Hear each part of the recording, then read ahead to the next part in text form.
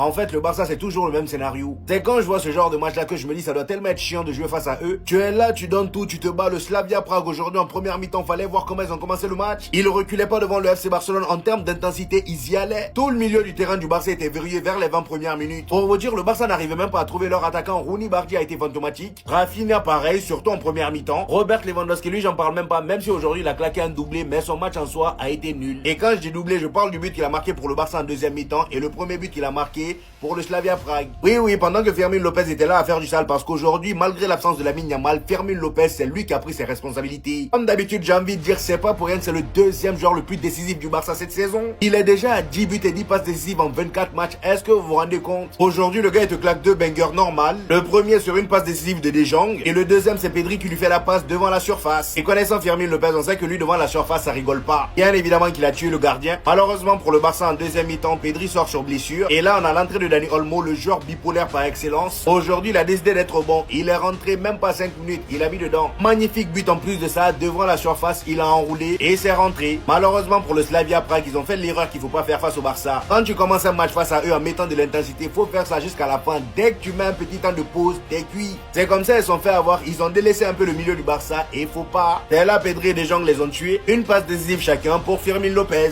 Non, mais là, c'est pas possible. Comment ils ont pu l'oublier? L'équipe type de la CAN 2025 vient d'être dévoilée, les amis, et autant vous dire qu'il y a un gros absent. On commence par le poste de gardien, les amis. On y retrouve Yacine Bounou. C'est totalement mérité. Le gars, il termine meilleur gardien de la compétition. Il y a rien à dire. On passe au poste de défenseur, les amis. On y retrouve Calvin Bassé, le défenseur nigérien. Tout au long de la compétition, lui aussi a été monstrueux. Il a été régulier. Donc pour moi, c'est mérité. À ses côtés, on retrouve le défenseur sénégalais Niakate. Très grosse compétition lui aussi. Il y a rien à dire. Maintenant, attachez vos ceintures parce que c'est là il y a polémique. Au poste de latéral gauche, les amis, on retrouve Mazraoui, totalement mérité. Et là où les polémiques commencent, les amis, c'est à partir du poste de latéral droit. Ils ont mis Hakimi. Je ne suis pas en train de dire qu'Hakimi n'a pas été bon dans cette CAN, mais il y a eu meilleur que lui. Pour moi, dans cette CAN-là, il n'y a personne qui s'assoit à la table de Krépin Diatta au poste de latéral droit. Personne, je dis bien. Il a été l'un des points forts du Sénégal du début de la compétition jusqu'à la fin, défensivement comme offensivement. Sur les 6 matchs qu'il a joué, il n'y a qu'à voir les notes. Il n'y en a pas un en dessous de 7. Pour moi, il méritait d'être là à la place d'Hakimi, je suis désolé. On attaque le milieu, les amis. Au poste de 6, on retrouvera Idrissa Gueye. Totalement mérité lui aussi, il n'y a rien à dire. Il n'y a qu'à voir sa finale. Devant lui, on retrouve Pape Gueye et Lookman. Pape Gueye qui a été très important pour le Sénégal. Il a su marquer des buts très importants pour le Sénégal, notamment face au Soudan et en finale. Et Lookman, c'est tout simplement l'un des meilleurs passeurs et meilleurs buteurs de la compétition. C'est mérité aussi.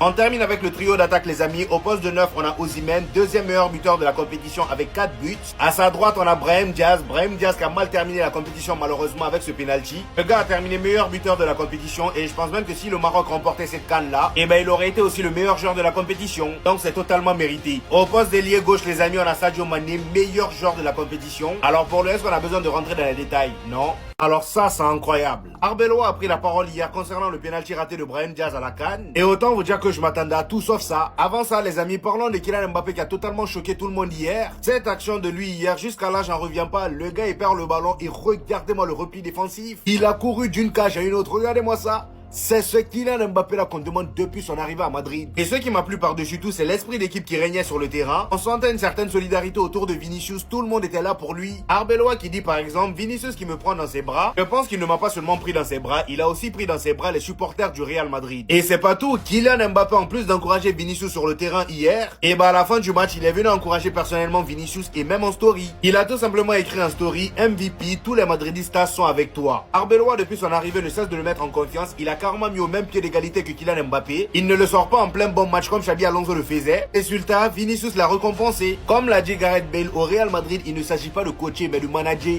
Manager les égos. Et à la différence de Xabi Alonso, c'est exactement ce que Arbeloa lui est en train de faire. Il dit, je pense que c'est le Vinicius dont j'ai parlé plus tôt. Il a besoin de sentir l'amour de ses fans. C'est un jeune homme qui est venu ici très jeune. Il est extrêmement émotif. Et en ce qui concerne Brahim Diaz à la fin du match, voici ce qu'il dit. Brahim Diaz, il a réalisé un tournoi exceptionnel. Si le Maroc a atteint la finale, c'est en grande partie grâce à la performance de Brahim Diaz. Je suis impatient de l'accueillir et de le serrer dans mes bras. C'est un jeune homme très talentueux et avec notre style de jeu, il peut s'adapter à plusieurs postes. Ses coéquipiers sont impatients de le féliciter chaleureusement. Cela me rend confiant pour l'avenir.